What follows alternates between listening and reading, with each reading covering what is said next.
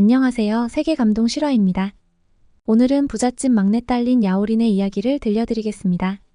잠깐! 영상과 광고를 끝까지 시청해주시면 대부분의 수익은 기부됩니다. 끝까지 시청 부탁드리겠습니다. 내 눈에 흙이 들어가도 땡땡땡은 절대 안 되라고. 호통치는 어느 중국인, 그는 과연 무엇 때문에 소리쳤을까요? 안녕하세요.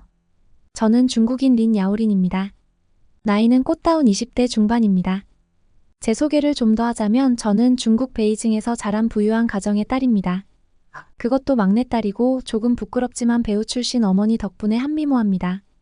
저희 가족을 소개하자면 저희 부모님은 베이징에서 알만한 사람은 아는 재벌까지는 아니지만 준재벌이라고 할 수 있을 것 같습니다. 부족함 없이 가지고 싶은 것은 다 가지며 자랐거든요.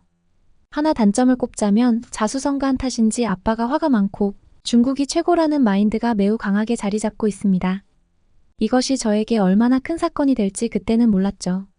어쨌든 부모님의 재력 덕분에 저는 좋은 학교에서 다양한 문화를 체험하고 경험해보며 많은 취미를 가지고 있습니다. 특히 무용은 제가 가장 좋아하는 활동이자 취미입니다. 하지만 막내딸이라는 타이틀 때문인지 집에서는 정말 곱게 자랐습니다. 한국말로 하자면 손에 물 한 방울 안 묻히고 자랐다는 표현이 딱 맞겠군요. 어쨌든 저는 다른 형제들보다 부모님의 기대를 한 몸에 받고 있었습니다. 가장 능력이 좋았거든요. 그래서 저는 제가 맡은 부서의 일을 배우고 있습니다. 부모님 회사의 핵심 부서 일을 맡으려고 준비 중이거든요. 그러던 중 아빠가 프랑스에서 중요한 업무 관련 미팅이 잡혔고 간만에 유럽 장기 출장이어서 이번 기회에 저도 데리고 가서 여행 겸 업무 파악을 하라며 같이 떠나게 되었습니다. 그 미팅은 정말 중요한 자리였죠. 이 부분을 좀 더 얘기하자면 관심 있는 분은 잘 아시겠지만 현재 중국의 부동산 시장이 좋지 않습니다. 그래서 저희 회사는 해외 투자 혹은 다른 산업에 투자하려고 하고 있었고 이번 미팅에서 프랑스 쪽 유능한 산업 혹은 부동산 관련 투자자나 회사 대표들과 만나는 정말 중요한 자리였습니다. 물론 여기서 제가 배울 것은 정말 많겠죠? 물론 저도 이번 여행이 기대됩니다. 첫 유럽 여행이기도 하고 루브르 박물관에 정말 보고 싶었던 작품들이 많이 있었거든요. 사실 여기서도 아빠의 반대가 심했습니다. 중국에도 유명한 박물관이 많고 더 훌륭한 작품들이 많다며 절대 안 간다고 했는데 겨우 설득했죠. 그렇게 많은 기대를 품고 베이징 국제공항으로 떠났습니다. 잠깐 베이징 국제공항에 대해 소개하자면 베이징 국제공항은 1958년에 개항한 역사가 있는 공항이며 3개의 터미널로 운영되고 있습니다. 특히 터미널 3은 베이징 올림픽을 앞두고 개장한 터미널이며 세계에서 가장 큰 터미널 중 하나로 거론되고 있습니다. 정말 좋은 곳이니 한 번쯤 여행 오시면 좋을 것 같아요. 추천할게요. 다시 본론으로 돌아와서 우리 가족은 탑승 시간이 다 되어 비행기에 탑승했어요. 물론 비행기는 1등석이었죠. 중국의 1등석은 정말 편안하기로 유명합니다. 그렇게 장시간 비행 끝에 우리는 파리 샤를드골 공항에 도착했어요. 정말 기쁜 마음으로 내렸지만 아니나 다를까 우리 아빠는 내리자마자 화를 내셨습니다. 여기 공항은 대체 왜 이래? 라고 소리치셨고 파리 공항 특유의 냄새, 그리고 생각보다 청결하지 못한 환경, 길을 물어봤는데 퉁명스럽게 답해주는 사람들을 보고 화를 내셨습니다. 물론 여기에는 프랑스어를 할 수 있음에도 불구하고 자존심 상한다며 중국어로 물어본 것이 문제였죠. 거기에 덧붙여 중국 공항보다 뭐 하나 좋은 게 없다는 말도 했습니다. 그렇게 파리 공항에서의 소동은 이렇게 끝난 듯 했습니다. 우리 가족은 짐을 챙기고 숙소에 잠시 들러 체크인을 하고 짐을 풀었습니다. 파리에서의 중요한 미팅까지는 이틀 정도 남아 있어서 그동안 여행을 하려고 했죠. 당연히 첫 번째 장소는 루브르 박물관이었습니다. 하지만 날씨가 좋지 않았습니다. 비가 올 것만 같고 뭔가 좋지 않은 예감이 들기 시작했죠. 그럼에도 불구하고 오늘이 아니면 갈 시간이 없었기에 우리 가족은 박물관으로 향했습니다. 아니나 다를까 아빠의 투정이 또 시작됐죠. 도대체 여길 왜 왔는지 모르겠다며 그냥 숙소에서 쉬는 게 나았다고 벌써부터 투정을 부리셨습니다. 하지만 이내 다채로운 매력과 작품이 있는 박물관 구경에 심취하셨죠. 그러는 순간 이상한 느낌이 들었습니다. 사진 찍으려고 잠깐 내려둔 가방을 소매치기 당한 것이었습니다. 거기엔 중요한 여권과 지갑, 핸드폰이 들어있었죠. 망연자실한 채 박물관 직원에게 부탁했지만 찾을 수 없었습니다. 아쉬워하며 뒤돌아섰을 때 어떤 동양인 남성 2명이 싸우며 다가오는 것이었습니다. 대충 들어보니 한 사람은 내 가방인데 왜 가져가냐고 소리쳤고 다른 사람은 그런데 왜 바닥에 있는 가방을 들고는 눈치를 보며 지갑과 여권만 챙기고 가방은 버리려고 했냐라며 분실물센터에 가서 확인해 보자는 것이었습니다. 그 가방과 여권, 지갑은 정말 운이 좋게도 제 것이었죠. 그 동양인들에게 다가가서 제 물건이라고 말했습니다. 그렇게 직원과 함께 내 여권과 지갑임을 증명하자마자 한 동양인은 뿌리치듯 도망가 버렸고 찾아준 동양인은 다행이라며 앞으로 조심하라고 했습니다. 정신이 없었지만 그대로 보내기엔 너무 아쉬워서 다시 그 동양인을 잡았습니다. 너무 감사하다며 다시 인사를 했고 그를 제대로 본 순간이었습니다. 그는 182cm의 큰 키에 다부진 몸매를 소유한 남성미 넘치는 남자였습니다. 간단한 소개를 하며 자기는 한국인이라고 했습니다. 앞서 물건을 훔쳐가려던 사람은 다름 아닌 저와 같은 국적인 중국인 같다고 했습니다. 조금 부끄러워지던 찰나 그의 이목구비가 계속 눈에 들어왔습니다. 부모님도 같이 있었기에 긴 대화는 못하고 너무 감사하다며 사례금을 드렸지만 이내 거절하며 괜찮다고 했습니다. 정말 필요 없어 보이는 것 같아서 대신 가방에 있는 초콜릿을 주었죠. 그러자 그는 이걸로 충분하다며 잘 먹겠다고 했습니다. 솔직히 저의 이상형에 가까운 남자라 SNS나 연락처를 알고 싶었죠. 하지만 그랬다간 부모님께 혼날 게 뻔해 보였습니다. 거기다가 중국에서 저는 앞서 말했듯이 무용을 취미로 하고 있었고 솔직히 남자가 끊이질 않았습니다. 제 입으로 말하긴 부끄럽지만 중국의 유명 배우 판빙빙을 닮았다는 말을 정말 많이 들었습니다. 그랬기에 정말 인기가 많았고 먼저 연락처를 물어본다는 건 상상도 할 수 없는 일이었죠. 그랬던 저였지만 연락처를 물어보지 못하고 한국인 남성을 보낸 게 정말 아쉬웠습니다. 그런 남자는 두 번 다시 못 만날 것 같은 느낌이 들었거든요. 그렇게 마지막으로 고맙다며 악수를 청하고 그와 헤어졌습니다. 그렇게 한바탕 소동이 마무리되고 너무 배가 고픈 나머지 미식의 나라 프랑스에 왔으니 맛있는 것을 먹으러 갔습니다. 미리 유명한 레스토랑을 알아두고 찾아갔지만 생각보다 사람이 많아 기다려야 했죠. 여기서 또 아니나 다를까 아빠의 투정이 시작되었습니다. 중국에서는 어떤 식당도 기다려본 적이 없는 아빠여서 역정을 내셨습니다. 도대체 얼마나 맛있는 음식이길래 기다리게 하냐며 두고 보자고 했습니다. 그나마 엄마가 창피하다며 그만하라고 해서 멈추셨죠. 10분 정도 시간이 흘렀을까요? 기다린 보상으로 뷰가 괜찮은 창가 자리에 앉았습니다. 물론 안내해주는 분에게는 많은 주문과 팁을 줄 테니 좋은 자리를 부탁한다고 했죠. 그랬더니 창가에 좋은 자리를 마련해 주었습니다. 역시 돈이 최고라며 아빠는 호탕하게 웃으셨고 프랑스도 중국과 다를 바 없다며 큰 소리치셨고 옆에선 엄마가 그만하라며 등을 때렸습니다. 저희 가족 상상이 되시죠? 어쨌든 자리에 앉아 정말 먹고 싶었던 푸아그라와 그 레스토랑 대표 음식 몇 가지를 시켰습니다. 아시는 분은 아시겠지만 중국은 음식을 많이 시키기로 유명합니다. 비록 다 먹지 못하더라도 말이죠.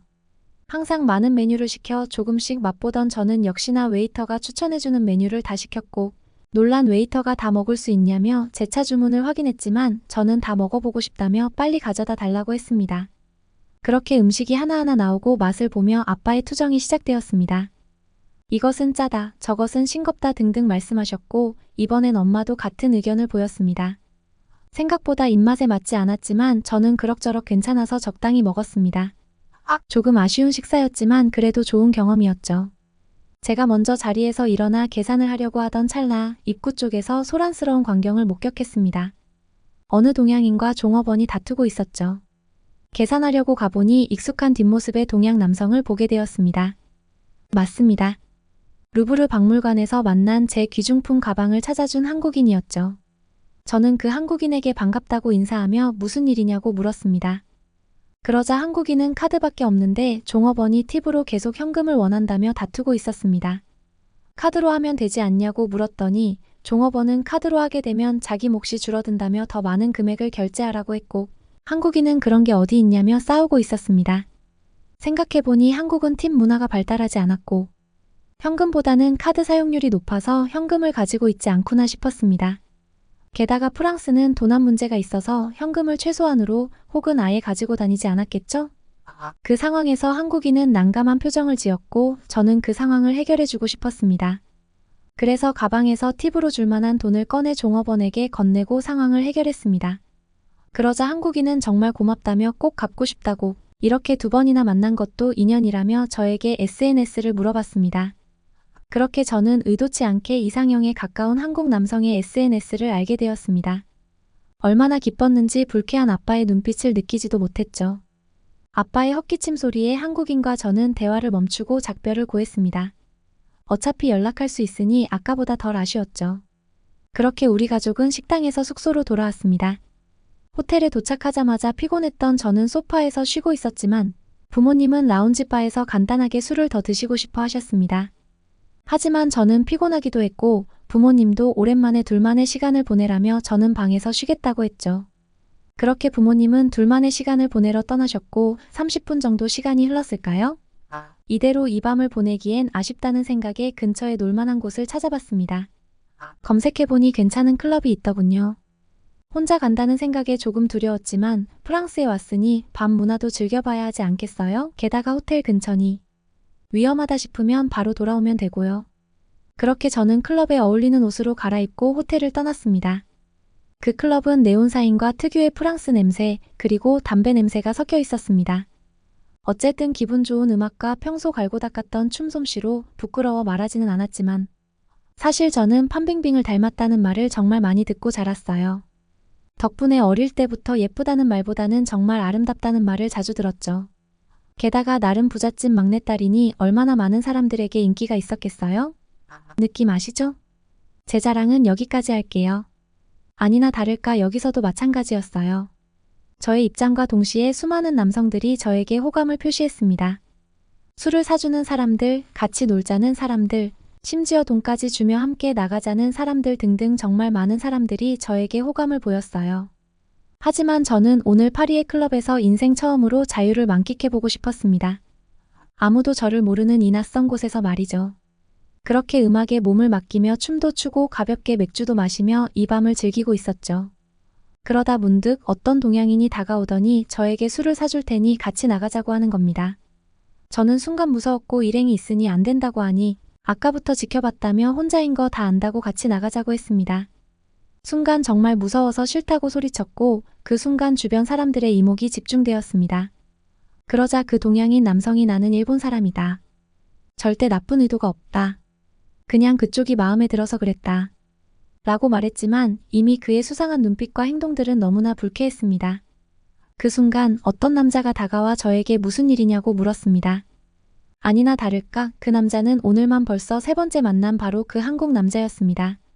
정말 말도 안 되는 인연이라며 속으로 생각했지만 지금 그럴 정신이 없어서 간단하게 지금 상황을 설명했죠.